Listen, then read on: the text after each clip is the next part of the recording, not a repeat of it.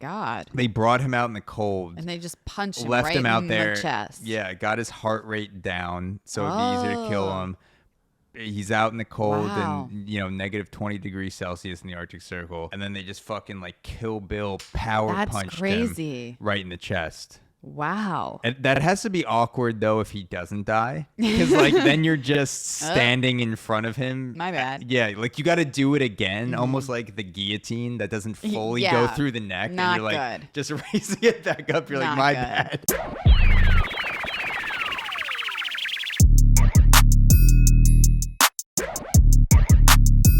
I feel like that's part of the game, though, of being a successful dictator that's in power for that long, is you have to give people venting room.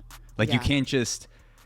Kim Jong-un versus Putin, I feel like Putin kind of has this reputation where he's not 100% dictatorial, controlling every aspect of life, because people have the artificial perspective that they can operate in Russia in some sort of pseudo-democracy. But Kim Jong-un is like, no, I control every aspect of your life and I'll kill you out in the open. Whereas Putin's like, let them think they could do what they want. And then when we have to take someone out, we'll just take them out. Yeah. I can't imagine myself ever going to Russia. Yeah. Especially because I would be paranoid that I had an eighth of a weed gummy in my bag left over from a trip to California or Denver, where I'm like, no, and I'm not getting the prisoner exchange treatment like Brittany Griner. What if you became a basketball superstar in prison? Yeah, You're like, in there like dribbling. Yeah, it's like like Mike, but the prison. Yeah, prison version. Russian Arctic prison vibes. Yeah. This summer, join us in theaters as Zach Roosevelt has to play his way out of Russian confinement camp, starring Michael Jordan, Bugs Bunny. Yeah. And the golden retriever. Like Air Bud. Yeah, it's the whole basketball. It's Air Bud, it's Space Jam. Yeah. It's, Lil Bow Wow from they're all just trying to train me in Russian prison so I could play my way out. And then I have a final game. It's just Putin sitting in a just one courtside seat. Yeah. There's snipers trained on me the entire time. You can't miss a shot. And I play a game to 21 with Russia's best basketball player, who's probably good because they've been pumping those Eastern Europeans. I'd be playing against a 7-foot white dude that can shoot three-pointers and just sink them. Yeah. I'd have zero chance, but it would be fun. It would be fun. You have to take the game. I feel like if you were going to get the death penalty or immediately play a game you knew you were going to lose, I feel like you have to be like, let me just lace up and hell yeah. You might as well go out. Take some steroids. I'd be like, look, can I make this interesting at least? Like, get me on some juice. Get your best basketball player, put him in prison because you can, and just make him train me. And then finally I'll match up against Vladimir Kostakov, who's going to be the number 2 pick to the Knicks in 2025. Yeah. No, that sounds great. I would really like to see that. Yeah. I would like a chair. It would be like the dictator version of the enhanced games that we were talking about last week. No, totally. I feel like that's the next evolution, because right now you have sports where you get tested, then you're going to have sports where you could take any drug you want, and then you have sports where you could take any drug you want and your life is on the line in a country where no one survives. No, that'd be fun. The games. It's like Squid Games, but Russian. Yes. 100%. I do have I guess this is before we get into our stories, but I did have an interesting encounter, or I saw an interesting encounter at the JFK airport. Oh, okay. So this, first of all, JFK is an absolute shithole. It is. Is it? I feel like all airports kind of suck. LaGuardia redid its terminal, so now it's running a little bit better. JFK, when you walk in to the departure terminal, there are 16 stations where you can pass through security. And I know this because I stood in line for over an hour and a half counting them. Wow. With maybe 30 people in line. What? Not even joking. They had one person To get through like where TSA. Yeah, to get through TSA. They had one person out of 16. What? There were 16, and it was like the number 3 station that they had a single person at. The line was not moving at all because you know how it is. If one person has a problem, you have to address it. And we only have one line. It just holds up the entire line. What time was this? Not that Not it's late. excusable No, because it is an airport and people travel at like all hours. Maybe like 5 p.m. Eastern time. So What? Yeah. That's insane. Just a flight to Reno, JFK to Reno, which they do 6 times a day. Yeah. So I'm waiting there. It takes so long. There is a guy in front of me with a turban. He looks Muslim. Oh my God. Which is important to the story. Whoa. Red alert. He's probably 70 years old with a limp. He was like Very shuffling. dangerous, Yes, Zach. exactly. Highly suspect. Finally, I get to the front of the line. This guy, I'm just waiting. He puts his stuff in the box, puts it through security. I'm about to walk through the gate. Bing, bing, bing, bing. All of a sudden, yeah. Yeah, and the guy probably just did that with his mouth. Just went bing, bing, bing, bing, bing, because he had nothing passed, on yeah, him. it's like he passed through just fine, but Yeah. the agent's like bing, bing, bing. Bing, bing, bing, terrorist. 3 TSA guys come to, one guy pats this guy down. Yeah, you need backup immediately Another for guy, this old man. Another guy has a wand and is wanding down his body. And at the same guy, another guy has a wand wanding down his turban. So he's Gotta check. Like the thing where you like pat your head and rub your head at the same time. They're doing that with the security wands to this guy. And they're standing there. They make him go back through, take off his belt, which like probably 14 people went through with their belts before that. No one gives a shit. It's JFK TSA. You're just zombie walking through. And he goes through again. The thing goes off. They call the people back. They do the hand pat down again. Finally, he goes through the third time, adds an extra 10 minutes to like an hour and 20-minute wait. Nice. And my whole thing is like, I know racial profiling happens. Yeah. But you gotta, if you're gonna do it, which is wrong, you gotta pick the moments where it makes sense, which is not when people have been waiting for an hour and 20 minutes already. Spare us all. Make it speedy. Like don't pull a person over in I-95 back-to-back traffic. Yeah. You wait until it's like moving smooth, Yes. and then you find a random black guy and you pull him over because Right. I'm not holding up traffic right now. Same thing with the airport. Like if it's not moving quick through, let the 70-year-old with a limp go. Yeah. And then when no one's watching, when no one's there to witness it, then that's when you're like, all right, let me get this TSA rage out on this Muslim guy. Yeah. And so he, I guess, they eventually let him walk away. He waddled away. Or limp away. Literally shuffle Because he didn't have a belt on anymore. His pants were going to fall down. Yeah. Like I felt bad because he was doing the type of walk like if his feet were glued to the ground. Like old man walk when they Exactly. shuffle like that. And- Oh my gosh. Yeah. But I mean, he's 70, so he's probably been through that a bit if he's Poor been guy. living here for a while. But Yeah. I was just like, I was so ready to go through the line, and then that happened, and I was You're like, you gotta be fucking kidding me. yeah, it was like this combination of like, I should be mad that this is happening for no reason, but I also care more about the time. Right I'm now. more just mad that you just took another 15 minutes of my life. Yeah, which I think is like kind of an in to make people care more about injustice is take up their time. Yeah. Like make an inconvenience. Make me exactly late. Right. Make me late for happy hour. Make me, stop the F train for an extra 32 minutes. Do something,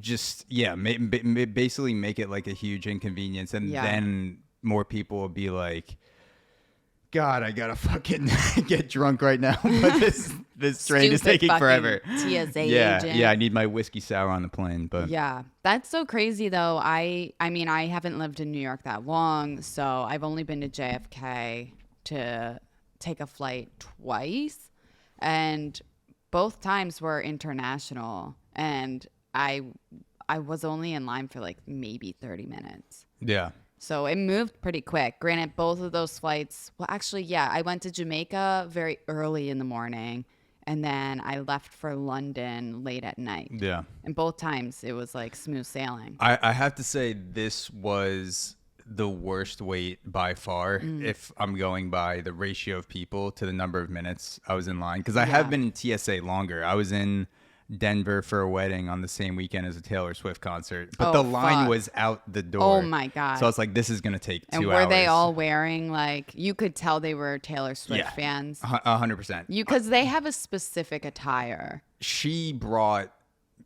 something like $40 million in revenue to every city she went over the course of it was insane. It was probably more than that, but I was seeing the dollar signs in front of me at TSA, and I was like, this wait makes sense because there are so many people. But in JFK, I was like, this should be taking 12 minutes, but it's not.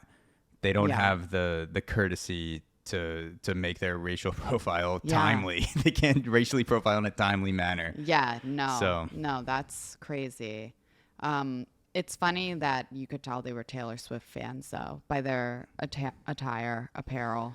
I mean, definitely. You can't. They have it's like a uniform, but it's not spoken of. But it's an unspoken uniform. It's just it's like what we talked about probably a month or two ago with the horse girl vibes, Yes, where I asked you that's what's what a it horse is. girl, and you're like, I don't know specifically, but I just know that Taylor Swift is a horse girl. Yes. I don't know specifically what it was about the people in front of me, but if you asked It's me, just a flavor. It's a specific flavor of person. yeah, And they typically wear like some glitter white. They like a white cowgirl boot.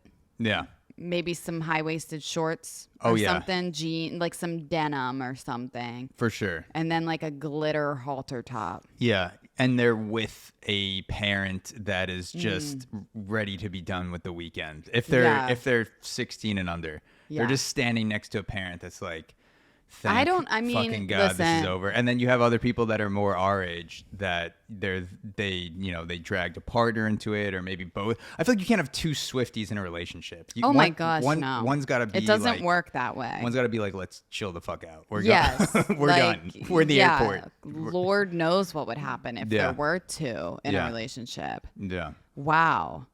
Well, it's good to have you back in New York City. I made it. It's good to be back. It was a much swifter entrance than an exit from the city.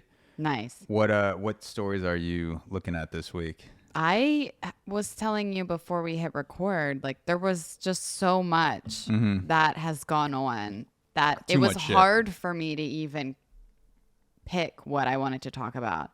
But there's something I simply must, Please. Because it's been my favorite thing to happen this week. Have you been familiar at all with the Glasgow? It's Glasgow, right? Glasgow. In the UK. Glasgow. That seems, yeah. If I'm just articulating it. I'm going Glasgow. with go. Yeah, Glasgow. Willy Wonka Experience. I am not actually. How? I don't know why I'm laughing at it. it. The image just popped into my head of like a bunch of British people tasting chocolate in a Disney sort of ride fashion. Yeah. Okay. So this experience, I'm sure you've seen before, like a Van Gogh immersive experience, like. They pop up in New York City, like just major cities, and they literally are pop-ups, and then we'll like move on to a different city. So there was an ad out for a Willy Wonka like immersive experience. I'm assuming because Wonka with Timothée Chalamet came out in theaters not too long ago. Oh, yeah. The issue is that it was advertised using AI images. So the advertisements looked really cool. Like it looked LED, like you're going in. There's lights. There's flashing just colors everywhere. The little rivers of chocolate and massive lollipops and just everything you could dream of, right? And so, yeah, people were buying tickets left and right. And they're like, fuck yeah, put me in. Let's fucking go. Yeah. Hell yeah. Unfortunately, the experience was so bad that people went there and called the police. So this is like the Willy Wonka Fire Festival. Yes. You get there, you're like, what the fuck is going on? It was apparently so bad that, some experience goers literally called the police, I guess wanting like their money back, feeling like they got scammed. Yeah. And I'll send you some stuff, but just to paint a picture, because I painted a picture of what the AI image made it look like all your dreams come true. Yeah. It was essentially in an industrial warehouse. Okay. So Very like something gray. like an abandoned warehouse in Brooklyn where there'd be a rave, something or like that. Or maybe there'd be like a swap meet or something like an antique estate sale. I don't know. Like it's just an empty big warehouse. Yeah. Like the floor is gray. Okay.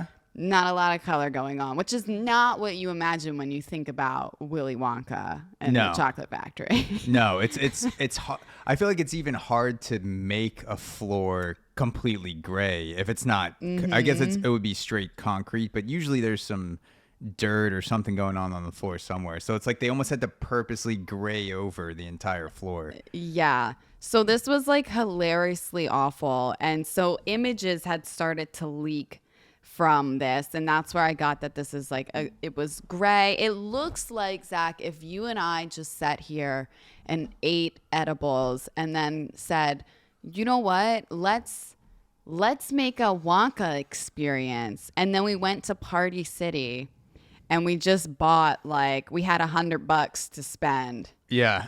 we're just fucking like tripping out, walking down the aisle. The people that are working at Party City are starting to get very concerned. They're like, "Can we help you? Like, are you ready, guys? Ready to check out? Can you?" And we're just like, "We're gonna give people an experience." Yeah.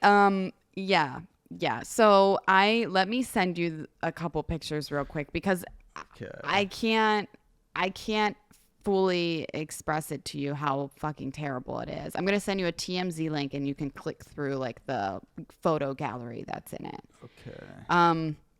But yeah, so I'm pretty sure the budget for this had to be like $200 because for something they probably charge people $400 no, for. Exactly. I think the tickets were probably like $50 a pop. That I think I bought my friend tickets to a Van Gogh immersive experience. Yeah. Which was legitimate, and it was like $50. So they were selling these tickets, and they got this massive warehouse, but they only had like 10 decorations. Yeah.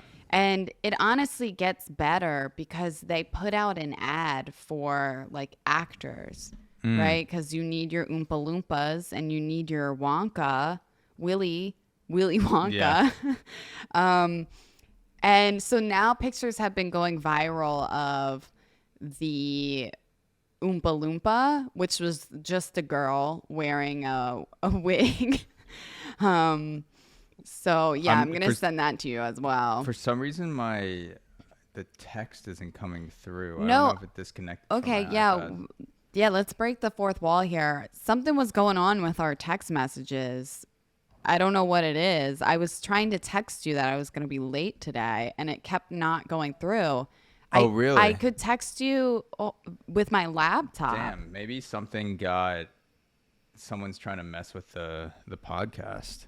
So I don't know, but if you Google the CIA, you could just Google Wonka Experience. Yeah, I'm gonna do that right now. And look at Google Images, and I know these pictures will come up. And I implore all of our listeners to please do the same if you're not familiar with this story.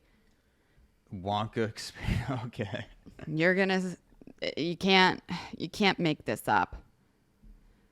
So an Oompa Loompa. What does it look like for you? It looks like, where's the low budget. Yeah, it looks very low budget. It kind of looks like someone took a background of a warehouse in Canva and then in 30 seconds just searched candy and then dragged and dropped a couple lollipops and candy canes into the warehouse. Yeah. And then showed it to the architect or the party planner and was like, this is it. And the party planner was like, are you sure? This looks awful. And they were like, no, yeah, this is what I'm going for. Yeah. So it looks like... It kind of looks like... It's very apocalyptic. Yes. It's like what Willy Wonka would look like if they achieved their goals, but then the world ended. Yeah. And 100 years passed. No, exactly. And people came back and were like, what is this Candyland? Exactly. Yeah. In those images, did you happen to be blessed with the Oompa Loompa? The Oompa Loompa girl? No, let me look up Wonka Oompa Loompa. Yeah, Wonka Experience Oompa Loompa. Because we don't want to see the real thing. Okay, I think this. And you should see a young lady that looks a little bit like a crackhead. I was gonna say, is she like performing a crackhead seance? It looks as though she's cooking meth yes. at that table. Yeah, it does. This could have all been a cover for meth operation. If you zoom in, like she looks so depressed, so sad. I mean, she's got vials on the table. She looks like she does look like someone who just had her. It looks like a mugshot of someone in Florida who got arrested for leaving their kid in a car for 6 hours unattended. Yeah, and you see that, and it's like the mom went to some rave with a wig on, but her face is just totally methed out, and it's a sight to it. She looks like she's realizing what she's doing as the photo's being taken. She knows it's bad. Yeah, she's like, this isn't good luck. This is where I am in life. Like, she's fearing she's never gonna get another acting job again in that photo. She's like, my whole fucking life, my IMDb is fucking ruined after this. If this was even an acting job. Well, so here's the thing, like there were ads put out for like actors. So yes, like, okay, she's not Meryl Streep, but she's an aspiring actor and saw this ad, and you know, you see what everything is supposed to look like. You're like, wow, I'm gonna go be an Oompa Loompa at like Disney World almost, you know, like it seems cool. So in that photo, I think we saw how she really felt. Yeah. She's like, all this work, I went to Juilliard. Yeah. And this is where it got me. Yeah. She paid 10 grand for 8 weeks of acting lessons in LA. Mm-hmm. She came out here. And I feel like at this point, because it's hard to tell just from the photo, but you almost have to lean into the situation. You have to. You have to just go full Breaking Bad and start just actually trying to make meth on the table, or at least make it look like you're producing meth to just... Because it would be almost weirder to try to keep the Willy Wonka vibe going. Like if she was happy, this photo would be really weird. Yeah. But because she's depressed, I'm like, yeah, this is a depressing environment. She should look like she wants to kill herself. Yeah. You might at least you want to at least like look like you're playing the part of a teacher who makes meth in her free time.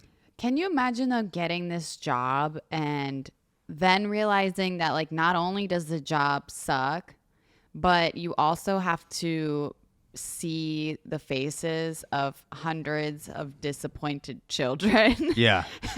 And their angry parents demanding their money back. Yeah. Like what a shit time. So here's some quotes that this lovely girl, her name is Christy Patterson.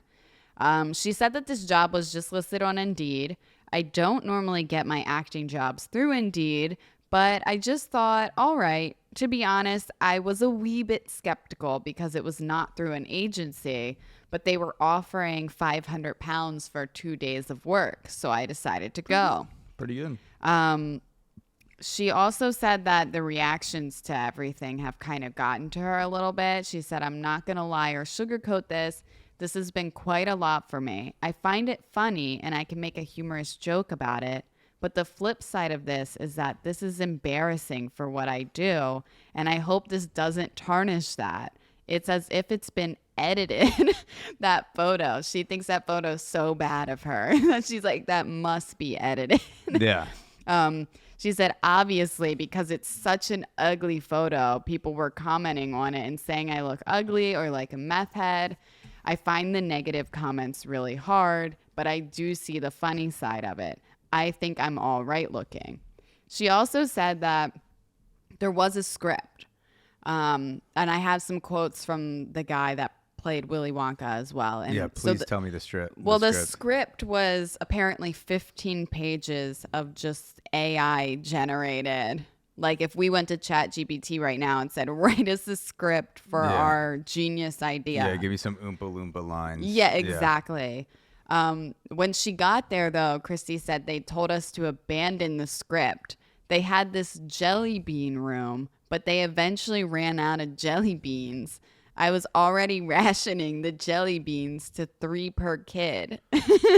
So she was trying to ration these jelly beans, 3 jelly beans per kid, and still ran out of jelly beans. So she's treating this almost as like a genocide ration. There's no... The entire country has been burned down. Yeah, where it's like we only have 3 jelly beans left, but she accidentally handed 4 or 5 to a couple kids, and she has to go, oh, wait, I'm gonna need those back. Yeah. Turn around and give me back those 2 yellow jelly beans, and the kid's like, what, mommy? Do I have to give these back? And she's like, I'm so sorry. Yeah. And then so Willy Wonka, the guy who got hired to play Willy Wonka, is just kind of a stand-up comedian, like local guy. He said, I'm constantly applying for more acting jobs and comedy work. Then I got a phone call saying, congratulations, you're going to play Willy Wonka. We will send you over the script and dress rehearsal is tomorrow. The script was 15 pages of AI-generated gibberish of me just monologuing these mad things. At the end of my monologue, I was supposed to suck up the unknown man with a vacuum cleaner. I asked them if they had a vacuum cleaner, and they said, yeah, we haven't really got there yet, so just improvise. What the fuck? How do you improvise sucking up someone with a vacuum? I mean, you gotta just, like, this is... Like, did a 15-year-old... This sounds like the idea of a 15-year-old who got rich off of crypto and just was like, I'm going to put together an experience and hired a bunch of people. Yeah. And just did not do shit. And so this guy's just making sucking noises with a fake vacuum cleaner. No, I just feel bad for the actors that had no idea what they were getting into. Yeah. I honestly want to commend them for even staying. Yeah. Because they obviously must have cared about like making kids happy so much that they tried to stick it out. Yeah. But if I showed up and that's what I saw, I would have been on my way home so fast. This is how bad people want those leading roles. Like this is how bad people want to be the Timothy Chalamets, the Matthew McConaughey, Will Smith, Meryl Streep. Like you do so much weird shit in the early stages of your LA career with auditions. And I'm not even talking about the old time LA where you got to suck off 3 producers for a part. I mean, like you're like legitimately crawling around pretending how to be a cat. Yeah. For some animated movie where you're not even going to be pictured, but the director is like, I want to, see you do this. And then you're going to another one 5 minutes later where the part's already been decided, but your agent's like, you just got to, do this Willy Wonka audition for the experience. One day there's going to be someone who wins an Oscar from this group of people. And I hope so. And they're going to do an interview talking about the Willy Wonka incident. Yeah. And the thing is, they're right to do it because they are the ones who lasted through and eventually got more roles. And this is how LA gets filtered out, because I feel like it's just becoming crazier and crazier and crazier to the point where you're doing shit like this, and then 98% of the crew is going to be like, I'm getting an accounting job at but then you'll have one girl who's like, you know what? This is what it is. This is what LA is. This is what this life is. I'm running a meth lab in a warehouse for 5-year-olds, and I'm gonna make it. Rationing jelly beans. Yeah, exactly. Apparently, there wasn't any chocolate there either, which that just doesn't seem right. But I guess it wasn't in the $100 budget. Yeah, I want to know So you said people got there, and this is in the UK. Yes. And they called the police. Yes, it was so bad that somebody was like, I gotta call the fucking police. How competent? What do you call the police for, though? How competent are the police in the UK versus America, where you go and get scammed, and then you think, I'm gonna call the police because they will handle this? Like, imagine if you get scammed at a Nordstrom rack in Brooklyn, and go home and cry. Exactly. Imagine calling the police and being like, I spent $40 on this pair of mittens, and I got home and they immediately unraveled. The police would be like, I am dealing with a crackhead shooting on 6th Avenue. I've called the police before, and the times that I've called the police, Zach, like, they either didn't pick up the phone. No kidding. They didn't pick up the phone, or they just literally never showed up. Yeah. So I was like, okay, I guess I'll just fucking die. Do you remember what it was? Yeah, I called. Well, one of them was it wasn't for me. My friend's car had gotten broken into, windows smashed, all that, some stuff stolen out of it. And I mean, you're supposed to call the police so you can at least report it. And they're like, okay, we'll send somebody out. No one ever showed up. But that's back in Baltimore, and that stuff happens all the time. So I wasn't surprised that they didn't show up. But it's still just kind of the principle. And then here in New York, I had a crazy lady assault me while waiting for the subway on 34th Street. What did she do? This was like Madison Square Garden, 34. Yeah, so I actually was coming back home from DC, and so I had taken the Amtrak up to Moynihan, and then I got off to take the subway home. So I was waiting at the station on 34th, and it was midday, so it wasn't busy at all, which is the scariest time to be on the subway. The worst time for an assault is just midday, not expecting it at all. It's still light out. This lady, which I should have known right away that she was scary, because she was wearing a full Adidas tracksuit, and she Russian mafia vibes. Yeah, I should have backed away immediately. She purposefully ran into my backpack that I had on, and I had luggage next to me too, because I was coming home. Yeah. And I didn't even say anything. I just kind of, you turn around, you're like, oh, somebody just ran the fuck into me. So I'm like, oh. And then she just started immediately screaming at me, and was just telling me how I need to take my backpack off. I shouldn't have my bags, just a whole bunch of nonsense. And so I was just like, it's okay. It's no big deal. Yeah. You know what I mean? And then she was just getting even more heated. She was like, you don't tell me what to do, blah, blah, blah. I'm just trying to ignore her at this point. Yeah. Waiting for the train, which of course is probably coming even slower because this is happening, of course. And Yeah. I'm like dying for the train to show up. Yeah. So then the train showed up Oh, so she assaulted you on the platform. on the platform Okay. while I was waiting for the train. Gotcha. And so then the train, like, I'm just trying to ignore her. Like, I'm And trying she's to. screaming in your face. Yes. Like, she's screaming at me. I just keep trying to, like, look away, like, you know. And so then the train pulls up, and I'm like, okay, I'm trying to dodge her and, like, get on the train. But she came in front of me.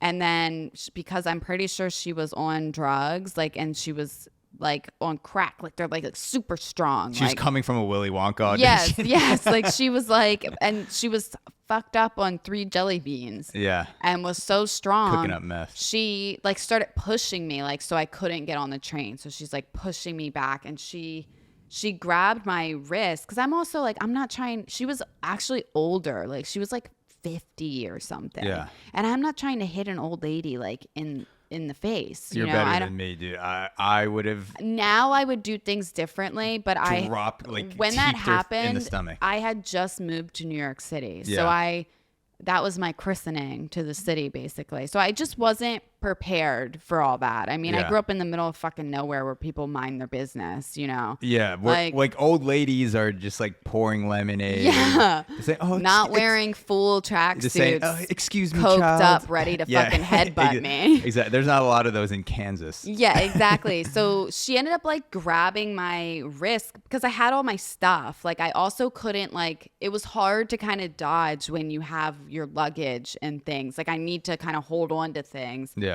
And yes, she grabbed my wrist and like dug her nails into my skin. Like she like drew blood. There were like Jeez. scabs on my arms, and I'd be worried still about some getting scars. a fucking tetanus shot. I or was something. really scared. Yeah. So yeah, eventually like I literally had to like scream for help because I didn't want to like hit her in the face, but also I couldn't do anything because I had my bags Yeah. with me. So it's kind of just like held hostage by her. And the worst part about it is that like everybody just stares and watches. Like nobody does.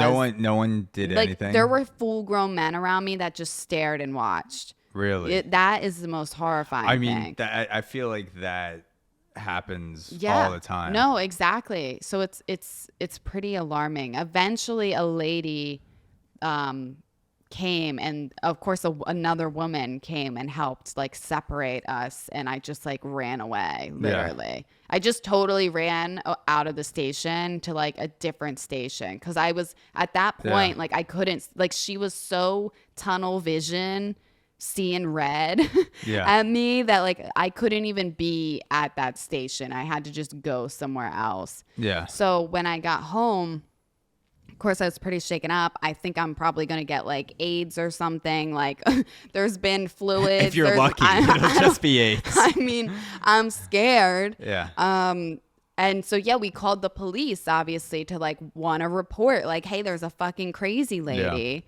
And they didn't even pick up the phone. We called them like 3 times and they didn't pick up the phone. What happened? Is it just a busy signal or does it go to a voicemail? It goes to like a voicemail. That's like, you know, people have called bleeding out on their apartment and the last thing they hear is, you've reached 911. Can you imagine? We cannot come to the phone right now. Please leave. And you're just like, I'll be honest, you grow up watching like movies, you don't even think that's possible.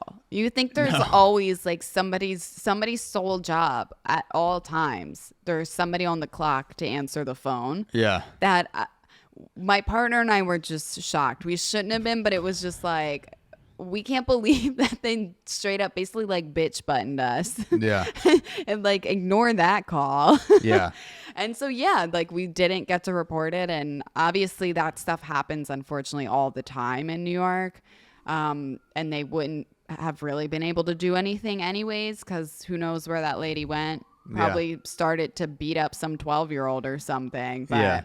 And then in the UK, people are calling going, I just paid $200 for a subpar experience. And the police are like, we'll send a unit over right now. Yeah, no, exactly. Apparently. Yeah. That's crazy. I know. So that is the state of our police as well as the state of UK police. Yeah. No, it's a scary situation. You went through. It triggered my fight or flight. I was really anxious taking the subway for a long time after that. And My mom's going to listen to this. I never even told my mom about it because I was worried that I would like scare my parents and they would be really worried about me. So I just didn't tell anybody about it except for my friends. Yeah. No, there are a few situations I've been in on the subway where it's never been any physical contact, at least not aggressive, purposeful contact. Everyone's had like some crazy dude just brush like them as they're they bump yeah. into you and you're like, oh, he's not even here right now. So I've had those a couple of times, and there was just one time where this guy was going around the train just screaming in people's faces, just accept Christ as your Lord, and just like like going, and then if you didn't look up, he'd go to the next person. And so I was just like watching him come down the line.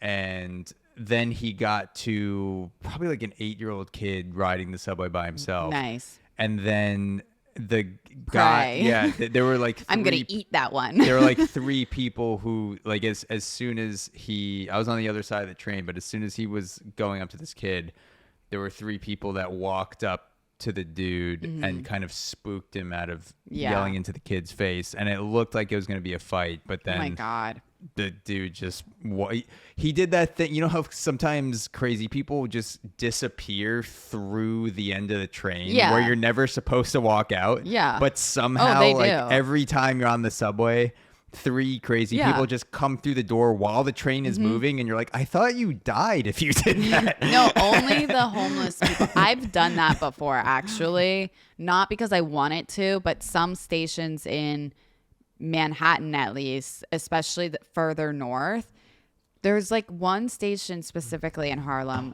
at my old apartment where only like the first 5 train cars can exit the station. But they don't tell you what car you're in. So you have no fucking idea. You could be in car number 10. Like, I have no idea. So I had to walk through the doors, and I was scared. My girlfriend like held on to me because I would fall off and die. I've never done it. I wouldn't recommend it. I'll never do it.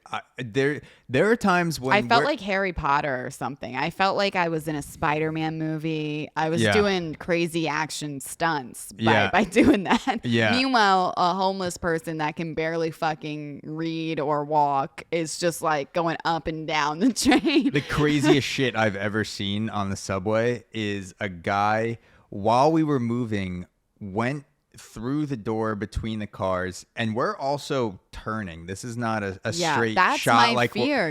We weren't like going up it's Fifth gonna Ave. hit. Sometimes it hits a turn, and you really jerk in the train. I can't imagine being on a little metal thing in between the cars. This was a turny stop. Gotcha. The guy went in between the cars, stopped in between, held on, and took a piss in between the subway cars.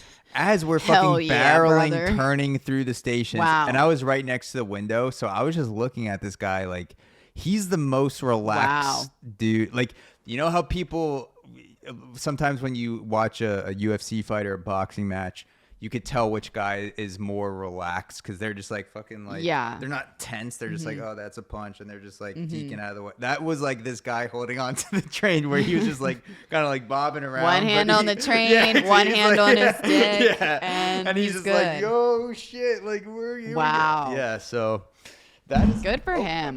That was the most impressive feat I've ever seen on a subway car. Wow. So that was exciting, but. Oh, the tales of the subway. So, I mean, speaking of, I guess, craziness and, you know, I'm trying to think of a Willy Wonka transition to go into a story about Vladimir Putin. Oompa Loompa Putin. Oompa Putin. Yeah. I guess. Wait, did I say is puta? Is that Puta means bitch or pussy in Spanish. That's what I thought. Puta Putin. Oompa Puta Putin. I mean that. Don't tell. I didn't say it. I didn't mean to. Come from me. I'm sorry, Vlad. He is a listener of the podcast. Yeah, so he's probably gonna big reach out to fan. us. I get just speaking of just the crazy shit that happens in the world. Yeah. We were talking about the political activist ALEXEI NAVALNY'S death before we started recording, and there is some interesting stuff that has come out recently about him dying in an Arctic prison. I don't know how well you've kept up with the story. I just started researching it this week. I went on a deep dive rabbit hole. So basically, ALEXEI NAVALNY, this is a very brief synopsis of what he's been doing, but he's been a lifelong opposer of Putin, political activist. I believe this was 2020, he exposed Putin's $1.3 billion secret mansion that he was building in Russia, that he was just funneling through all these shell companies. And basically it's like the most expensive piece of real estate in the world. All ties back to Putin using Russian funds to build it. Put a video on YouTube exposing it with drone footage, all the shit. Got 130 million views. Yeah, okay. I did read. I just read the tiniest bit because today, the day of the recording, March 1st, it was his funeral procession. Yeah. So I read the smallest bit about him. I mean, I know a little bit of him, getting poisoned, blah, blah, blah. But yeah, I was surprised to see that he was like a YouTuber.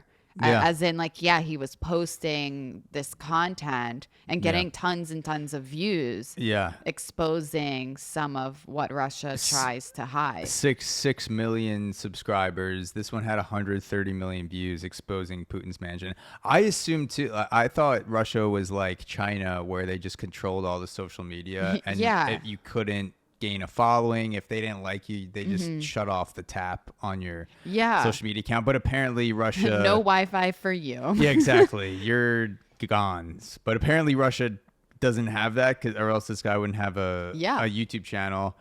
So he released that in 2020, exposing Putin's mansion.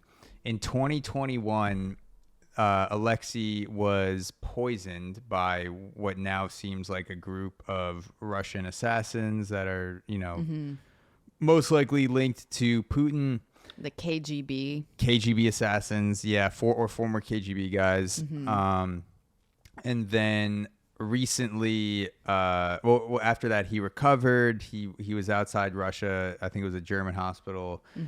Came back. Those circumstances are shady. And then while he was in Russia, he was sent to jail on espionage / like other BS charges. I remember when he went to jail. While he was there, they just kept like making up.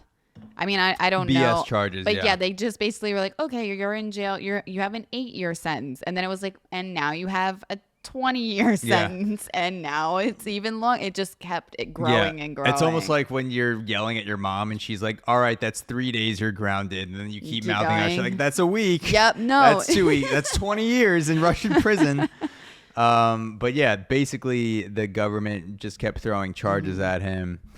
Late last year in December, they moved him to the Arctic Circle, a prison. Yeah, that's I still did in Russia. look at the map. Yeah, I was very curious. Far up there.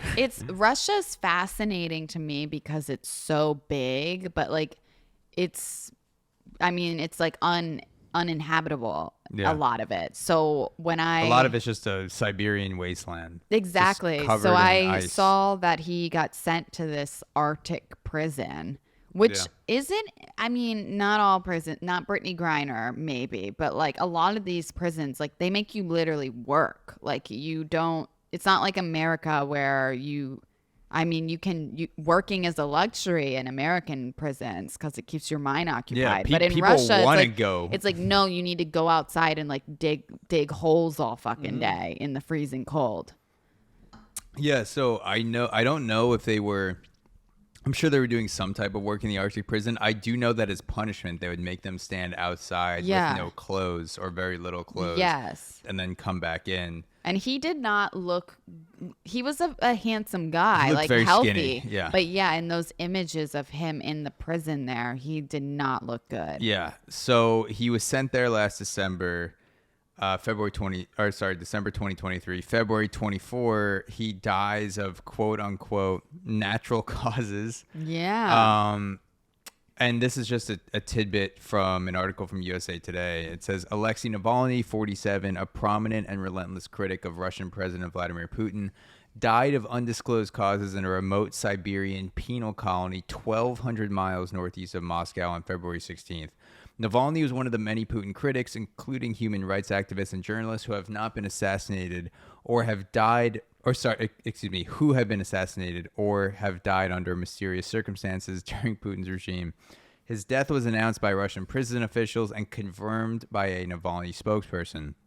Prison officials attributed the death to quote-unquote natural causes and say it's still unclear how Navalny died. And it's definitely not like they already tried to poison him once. Yeah. That would be suspicious. Yeah. You know? And I feel like natural causes in Russia is actually natural. Yeah, it's because it's like the natural course of being a political activist is that you speak out against Putin, he throws you in jail, and then when your following doesn't completely die down, you just naturally become sick and die. Yeah. Or thrown out a third-story window. Yeah, it is natural. Like, that's the thing. Like, it is natural for Putin to want to murder him. Yeah. That's only natural. Yeah.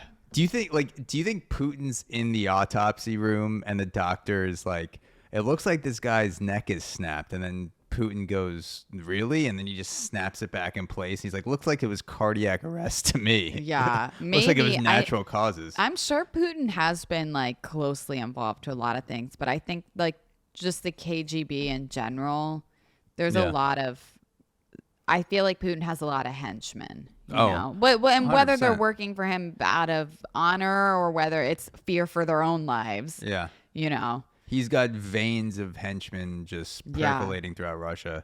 I love the, like, you know, that there's still, it's hard to put a word on it, but it's almost like this exciting element to Putin's dictatorship that's not present in North Korea with Kim Jong-un. We talked about that a little bit before. Like, Putin kills someone and still maintains the mystery of like, who did it? We don't know. It could have been natural, could have been he, you know, wrapped around a pole at 120 miles an hour, you know, could have gotten shot in the back of the head. Where it's like in North Korea, Kim Jong-un is just like, they died and we did it and I don't give a shit. Come at me. I'm gonna test 7 more nukes next week. Yeah, I kind of respect that in a way where it's like, no, he really is just like, he's owned his villain era. He's like, I am a villain on this planet. Exactly. Like, what is the charade for with Putin? The best part about he's not fooling his civilians. Have you seen Kim Jong-un or whichever one we are at now? I think it's Uno, dos. Yeah. Have you seen his outfits? Because they're so fire. I have. They're so tailored and high fashion. You know, he's getting it shipped in from Milan and it's high fashion. France. He looks great. No, like literally he has shoppers. Wow. I'm serious. Like for alcohol, for clothes, for films, because North Korea is essentially shut off from global trade. He's a fashion icon. Yeah. Like he is such a villain and so like his outfits, it's like I feel like he is a character in like the Incredibles movies as a villain because he's wearing like super well tailored high fashion black outfits with like awesome pants. I'm not a fashionista, so I don't know like the terms, but he's wearing like a long leather trench coat and I'm like, bro, he's a huge fan of Western cinema. I listened to there's a series on Kim Jong-un on this podcast called Real Dictators, and they're talking about how like North Korea obviously has nothing for their citizens. They're all just starving and on the verge of death. But he, around the world, has plugs for clothes, for food, for film, for alcohol, for cigarettes, and they bring it in just for him. Can you imagine, like, being the designer, like, Kim Jong-un's like, I need you to design me like the most badass villain outfit of all time. I feel like you have to take that job. You can't turn it down. Immediately you go black leather trench coat. Yeah. And I just was Googling some images of him, and I came across an article from the Daily Beast, and the headline says, Kim Jong-un bans citizens ripping off his stylish leather coats. So then also he's just saying, like, only I can be this fashionable. Yeah. Only me. I love how he thinks he has to ban people buying $400 leather coats. Like, right? Where does he think people in North Korea, unless they stole a cow and harvested the leather themselves? Yeah. There's no way they could actually afford a coat. But Putin does flex too sometimes. He'll throw up a picture on the gram of him shirtless on a horse. Yeah.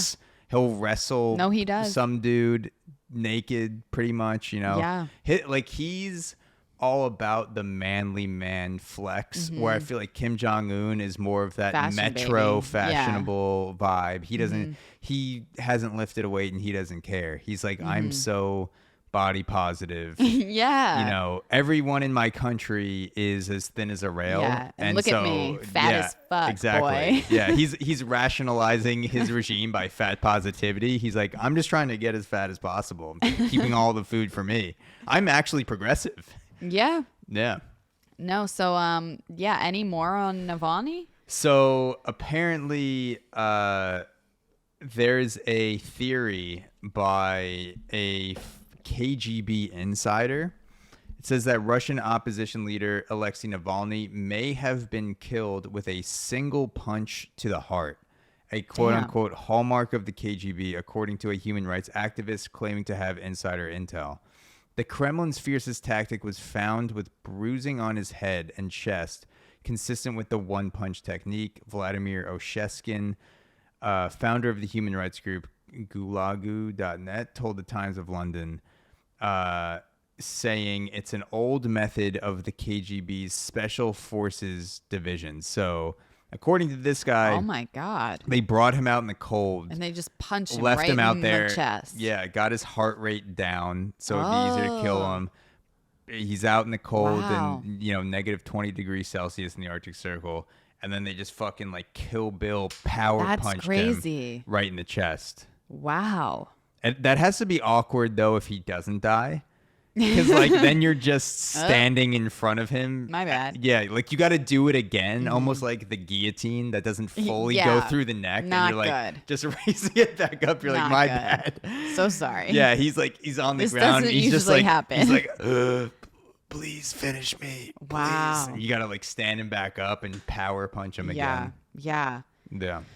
Well, you know, I feel like Navalny definitely knew that this would be coming. Yeah. I mean, I don't think he was foolish about that. I think he suspected he would probably die in prison. Oh, there, yeah. So for sure. Do you think Putin gets giddy about assassinations anymore? Because he's done so many of them. No. Like, do you think there was one like there has to be? I think it's like all in a day's work for him. You don't he think, hears the news, he just moves on. You don't think there was once a time where he knew he's 35 years old. Wow. He's a fresh-faced politician. Mm-hmm. He's getting up in the morning. Like he's kind of Maybe, nervous. I mean, I think everybody's first kill is pretty exciting. Yeah. Like but now, I mean, Putin has definitely been the origin of a lot of deaths, I think. Yeah. And no, it's all in a day's work.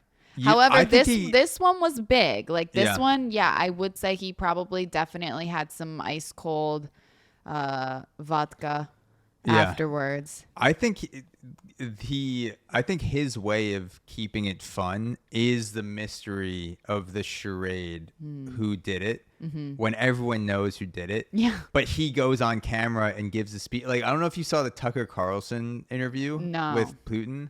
But he was talking about the CIA taking out the Nord Stream pipeline, a lot of things. America criticizes Russia, and then his response was, America does all these fucked up things, and you could see like he is spewing a lot of bullshit, but there was a smirk on his face. He's like, I know I'm just instigating. Yeah, shit. like he's like a troll. I think part of him he loved, like, assassinations is his trolling. Like he will straight up murder someone and then get on TV and be like, we have no ties to this. Who did that? We wish his family the best. We, as far as we know, he was in his jail, in his cell in prison, and died of natural causes. And he just like gives a sideways look to the camera and walks off stage.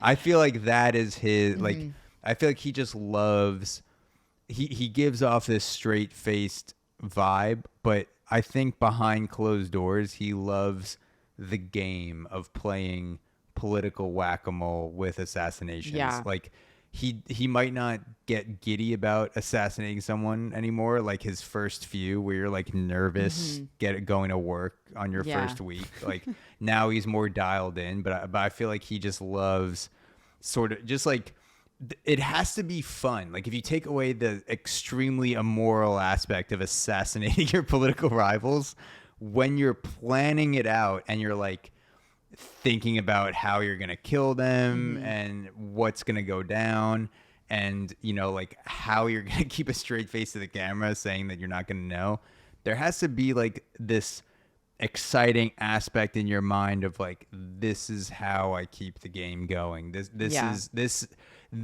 is truly what I was put on this planet for, is to take out my political rivals through the form of assassination and then maintain this austere political vibe of I'm in total control. And I feel like he gets off on that. Yeah. Oh yeah. I think so too. It's interesting to imagine him like trying not to laugh. Yeah. Like on SNL or something. That's basically Should he host SNL? That's basically his Saturday Night Live, is going on Tucker Carlson and like trying to not laugh while saying he had nothing to do with Navalny's death. Should we do a reverse interview situation, like where Seth Rogen and James Franco, they went to North Korea to try to assassinate Kim Jong-un. We invite Putin to host SNL. Yeah. And we try to take him out on live TV. Wow. Someone tries to shake his hand with poison during a sketch. We played his own game. Yeah. There's that meme. There's a meme of Kim Jong-un and Putin together at some event. And it's like when you both have trust issues, because they were like clinking their drink. Like it was like a thing of champagne. And they both, the thing is like you wait till the other person drinks it first.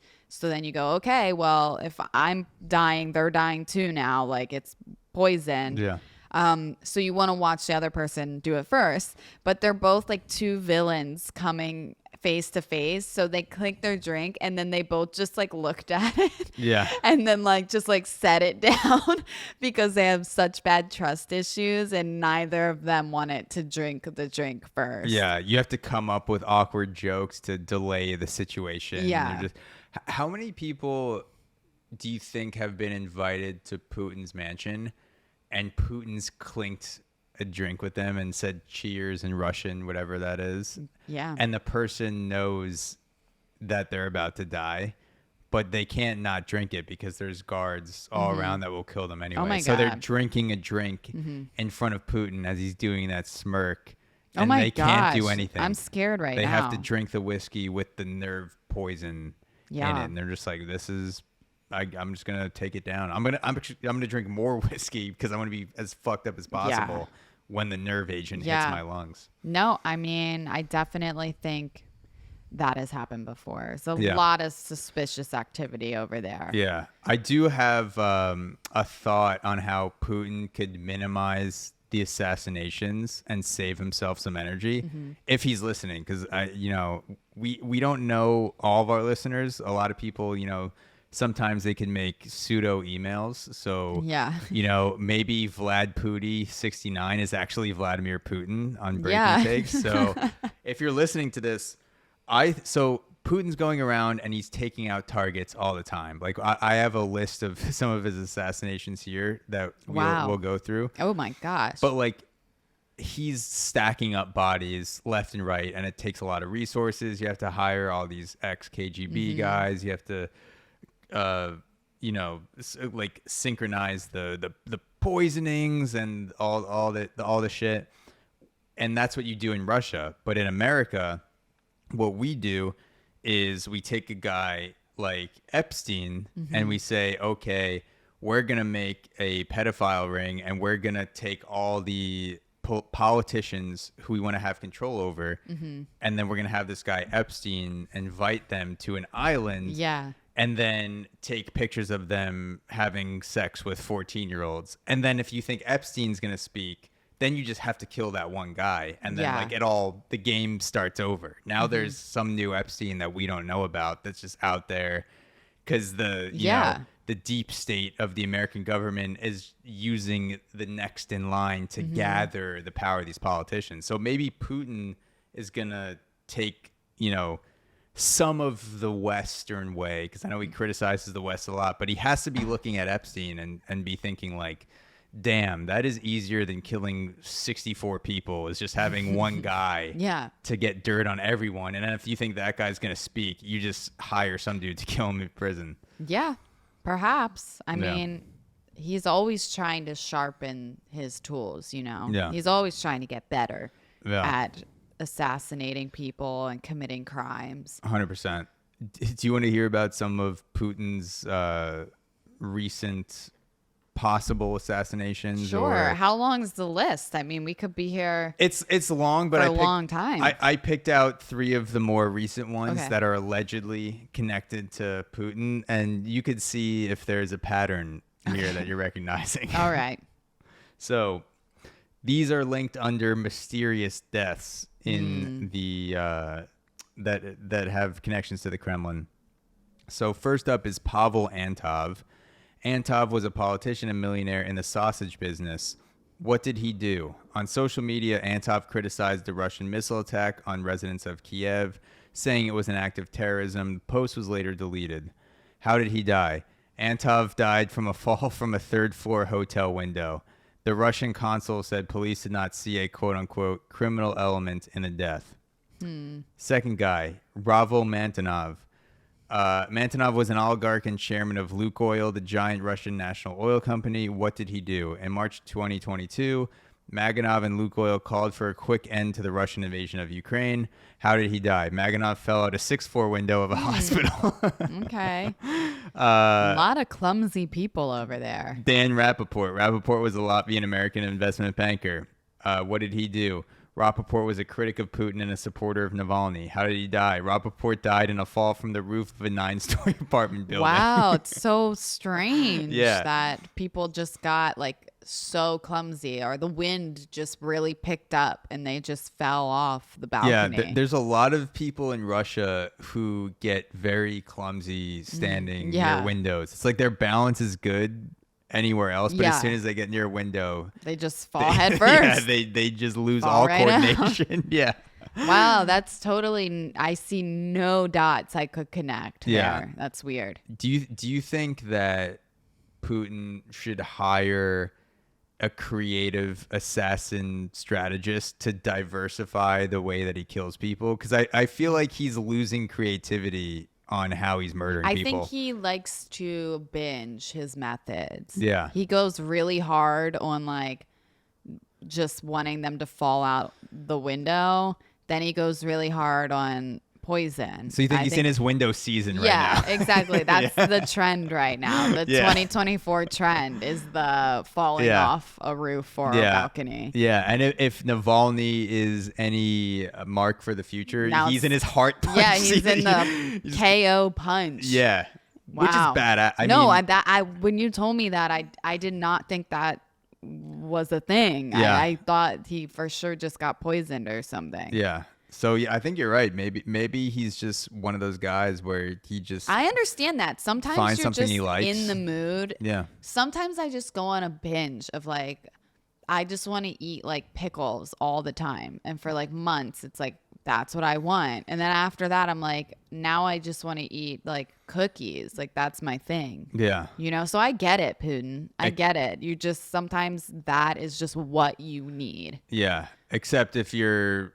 Vladimir Putin, your cookies are nerve gas or poison agent, or I think he's there. I think because a lot of it fell into categories, and it was kind of connected to the time too, because there were a lot of people in a row chronologically, because I just pulled 3 off the top where I was like, that's weird, they all fell off that's a building. weird. Or they all got put, fell through a window that was closed. They just fell through it. But then if you go down the list, there was like window, poison, poison.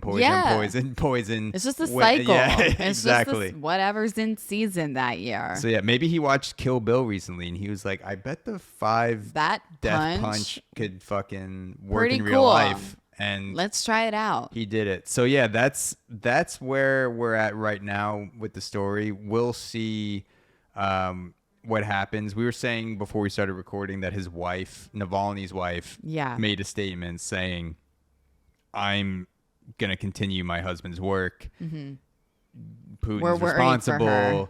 So we hope she's not in the country. She can do the work, but maybe not in Russia. Maybe not, or she's, just going to get heart punched real quick. I would get a metal plate across her sternum if I were her, just to, preserve her luck. If I had any power in Russia, I would live in a house without windows. I would just live in one floor because you don't want to fall off the roof. Yeah, if someone pushes me out, I just break my leg. Yeah. I'm like, they're bringing me up the stairs. I'm like, what stairs, bitch? You got to push me out this window. Exactly. And Putin, they call Putin. They're like, sir, he only has one window. What do you want us to do? And he's like, fuck. He's like, I didn't think that through. I didn't want to do the heart punch yet. I'm still in Windows. I'm trying to wait, for the April release of the heart punch. I'm still in Windows season. We're still marketing that. Yeah. We're not ready. Just push him extra hard. See if that works. All right. But yeah, that's what you got to do. We'll see. I mean, it was really fascinating to me to see. I mean, Putin didn't want anybody memorializing him. Yeah. And so many Russian people came out, and too many for like the government really to do anything about, at least right away. So yeah, you got a lot of supporters, and we'll see what happens. Yeah. I mean. And we'll see what's next. What's in season next? What's the spring? Okay. So maybe, that happened. He died in February. So I still consider that maybe winter. So we should be moving on to a new kill method soon. Spring catalog. Spring for 2024. Kim Jong-un's got his fashion. Putin's got his kill methods. Yeah. Every dictator's got their seasons. That they do. You're still human at some level. And no one can resist a trend. Yeah. We all succumb to the same shit. Well, we'll do one more story, and it'll be still winter themed, even though we are kind of approaching spring. But so this is from the New York Post. The headline is, a mom loses an $800K disability case after photos emerge of her winning a tree throwing competition. Jesus Christ. So a woman in Ireland lost more than $800,000 in an injury lawsuit stemming from a car crash after photos emerged showing her launching a Christmas tree during a post-holiday competition. Can you imagine? You're like trying to get your payout from this car crash. You're like, I'm disabled. I'm so injured, I can't do anything, and then somebody leaks a photo of you fucking yeeting a Christmas tree. What is your excuse? Because people have excuses lined up because you have these insurance companies spies that will just wait outside your house for you to go walk to get the mail, and you could be like, oh, my back is a little tweaked, but I can manage to go walk to get the mail, so I still need my disability. If someone sees you throwing a tree trunk through the air, so I'll show you the picture, but her name is Kamila Grabska. She is Russian. She kind of looks Russian. as fuck. She does look maybe Slavic at least. So she's 36. She sued an insurance agency in the country after it's RSA insurance, if anybody's curious. But after a 2017 car crash, she claimed that her neck and back pain was debilitating and keeping her from holding down a job. Like, you know, she just felt like she couldn't work. She was just so debilitated. Yeah. She's a mom of 2. So she's trying to get that money. She's like, I'm a mom of 2. I can't work. My neck, my back, my pussy, my crack. It's all debilitated. Yeah, exactly. So yeah, this car accident was the result of someone hitting her car from the rear. And allegedly left her unable to carry her young children and complete household chores. She quit her job shortly after, started receiving disability payments, and argued that her previous and future lost income totaled more than $500,000. So she's really trying to make that money. So her job must have been pretty fucking good then. Seems like it. Because it wasn't that long a period of time then. It seems like a months for $500K. Yeah, I mean, and you know, your medical bills are a lot, but she's in Ireland, so it's not America, you know, so that is a good point. However, newspaper reports, however, soon surfaced of Grabska competing in a Christmas tree throwing event on January 8th, nearly a year after the incident supposedly left her in disabling pain. Yeah. The court reviewed a photo, and the photo is so funny. It's her in like the best form I've ever seen. Really? Like, she's a pure athlete. She's wearing winter clothes, like a nice yellow coat, like nice fitting kind of gym pants. And the best part is on the pants, it says, "I just can't" on the pants. But clearly she can, because the photo is like an action photo of her literally yeeting this Christmas tree into the air. And it's got some good air. She's got good form. She looks great while doing it. The picture. Yeah. I mean, that's an athlete if I've ever seen one. I mean, her thoracic spine is aligned with her. She's in a great force generating position. She's even got her front leg planted and she's pulling back. Yeah. With her lower body and launching her upper body forward like she's throwing a pitch. It's almost as if maybe she even practiced it for a while. Exactly. It's like she hurt her back throwing Christmas trees originally and was like, I'm going to get in a fake car accident, but while I'm recovering, I'm just going to keep practicing. Yeah. Yeah. So the competition involves people throwing roughly a 5-foot spruce tree. I mean, your average kind of Christmas tree. And I guess it's like whoever throws it the furthest wins. And not only did she compete, she won the competition. Damn. So basically, it's just like, how are you supposed to get this money now when clearly you are in the best shape of your life? I mean, you just gotta, like, what do you say in court where you're being cross-examined for your insurance claim? I don't know. I know it looks like I'm throwing a 220-pound tree trunk through the air with perfect form.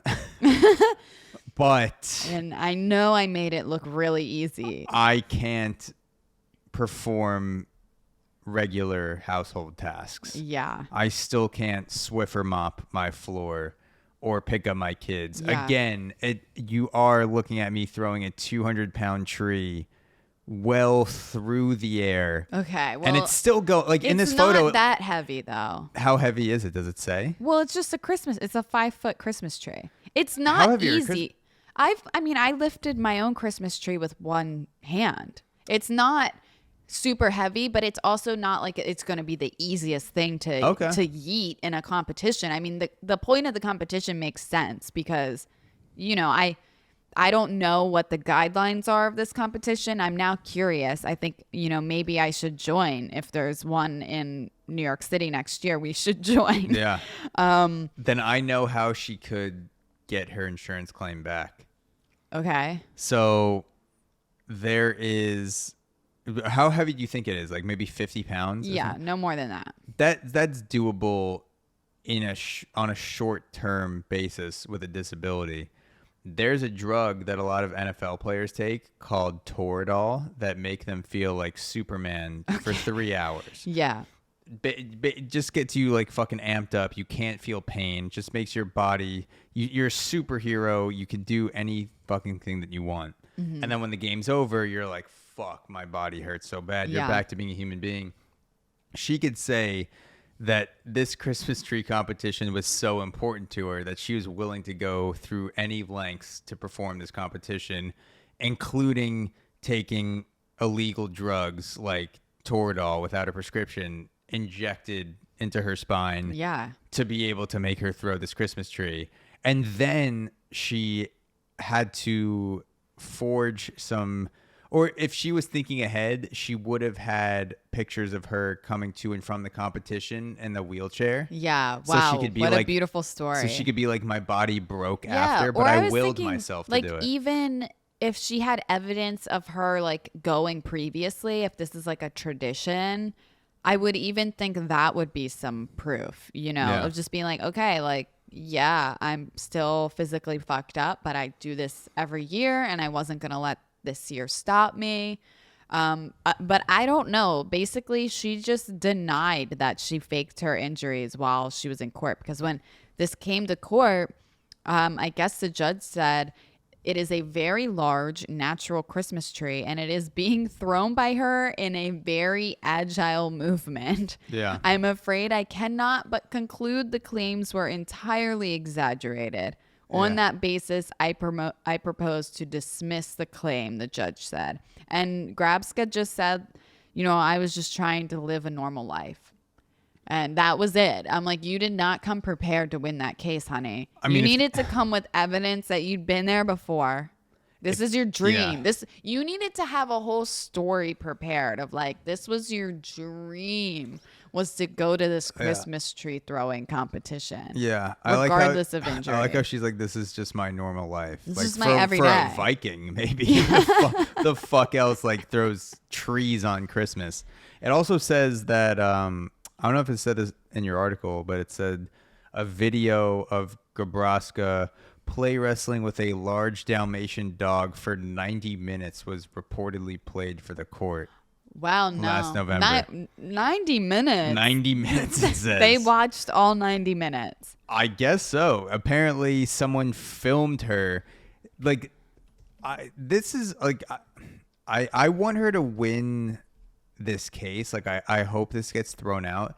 Just because I hate the idea that people can have jobs that are insurance investigators. And so when someone makes an insurance claim, someone is essentially sent out to spy on every aspect of their life. And it's like if someone breaks their arm and they walk out of a restaurant holding Chinese food in their right hand, then there's like a photo taken and then the guy brings it to court and is like, see, he was carrying beef teriyaki. His arm is not as bad as he thinks it is. I want those people to perish, the people whose jobs that is. So I want this woman to win just because I hate that job so much. Fuck those people. Yeah. I do love that, like, basically, hey, this is all alleged, but allegedly she is like kind of trying to scam the government of like, give me my disability checks. I don't want to work anymore. I just want to live my dreams. And my dream is to go fuck up a Christmas tree throwing competition. Yeah. And I see her posing with the plaque, the winning plaque. It's an Irish International Christmas Tree Throwing Championship. So, I mean, this is basically the Olympics for her. Yeah. And she was the overall ladies winner. Yeah. That's pretty hard to go to court with that and try and be like, oh, Yeah. I'm disabled. Yeah. You just took down like international athletes at the Christmas tree throwing competition. This is what I hope happens. Okay. Let's say the person who discovered this photo, the agent on her case to try to disprove her claim, is a female and she has a husband. Mm-hmm. I hope that this woman, Camille Grabowska, who threw the Christmas tree, I hope she fucks this agent's husband and takes a video of it and sends it to the agent and says, could I do this if I was disabled? And she's just riding the shit out of her husband and is like, fuck you. Like, I'm not going to get my $1 million. I'm going to bang your man's brains out with my fully functional spine since I'm not getting that money. Yeah, she definitely should have at least worn a neck brace. Yeah. While she went to this. Like, come on. At least wear a neck brace. Yeah. Or have the wheelchair ready to go. I still think that would have been like, right? You if need there to was sell footage, it a little bit. Yeah. She got lazy. She just honestly got lazy with it. You got a and limp. now she got caught. You ever see those videos of people who walk for the first time unassisted? Like they've been in a bad accident. Yeah. And the doctor It's tells very them, slow. Yeah. She's got to put in that and more, where someone wheels her up to the competition. But then she like gets and in the she's zone. like, yeah, she's like lifting herself up, like Yeah. she's straightening out her legs like paralyzed people do to get up. Like, Yeah. she's in like the rickety leg braces and Mm-hmm. gets up, and then she like stands up with all her might and just for 5 seconds has perfect it goes form. full shot put Full on it, shot put basically, for 5 where seconds. She just totally is shot put is where it's just forward, right? Yeah, What's the one where they literally spin around? They like actually take the ball and they spin around like in a circle, Oh, and like then it's they on let the it go. it's on the string. Yeah. I know what you're talking about. I don't know what that's called. But yeah, I imagine her, But this is like wheeling Christmas in tree really shot put. slow, Yeah. fully injured, and then she gets into form and just fucking yeets that tree Yeah. like 50 yards. But as soon as you do it, you have to collapse. Yeah, the, yeah. the life has to leave your body, Oh. and people have to like help you back into the chair. Yeah. Like you're Stephen Hawking, and like you get in, and you're just being wheeled away. You can't stand on the podium. You got to accept the In gold your medal in wheelchair. your wheelchair. Yeah. And then you say it's just like a miracle. You claim a miracle that That's you're able what to do. she needed a lesson from Vlad Putin about how to properly perform an act and sell it afterwards. Like sell it with a tear of like how much you overcame to get to this. Yeah. And how your life will never be the same, but you can sleep well tonight knowing you won the Christmas tree throwing competition. She looks into the camera and says, I am 100% not fit to work, just like Vladimir Putin says, I 100% had nothing to do with that man's death. I think, maybe she's going to be recruited as a Russian agent, because if she can throw a Christmas tree like that, she's probably got a good chest punch, because it's like a similar movement where you're throwing the tree.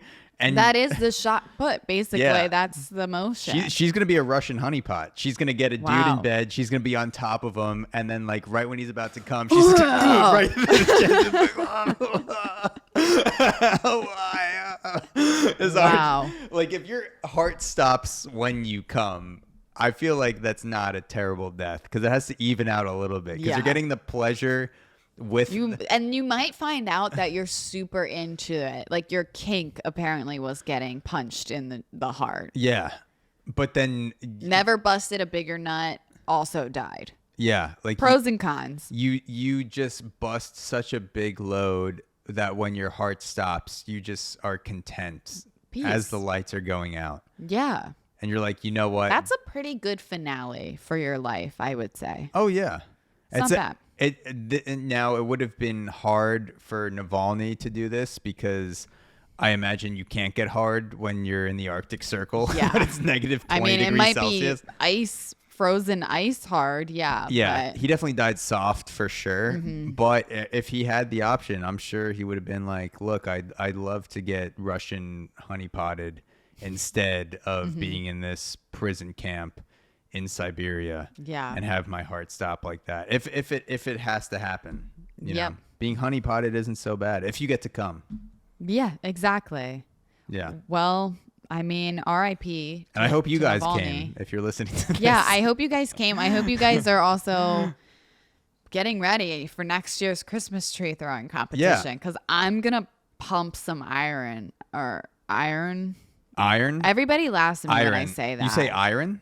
It's just my Baltimore accent. I know how it's spelled. Okay. I don't know how do you say it? Iran? I say iron. Now I'm saying Iran, like the country. I say iron, like iron. Iron. But the Y is soft, like iron. Iron. Yeah, there you go. Okay. Iron. All right. Iron. That's it, folks. Yeah, and look, if you are trying these moves where you're gonna have your girlfriend or boyfriend punch you in the chest during sexual intercourse, have medical assistance on hand. Don't call 911 because no one will show up. No one will answer. Defibrillators.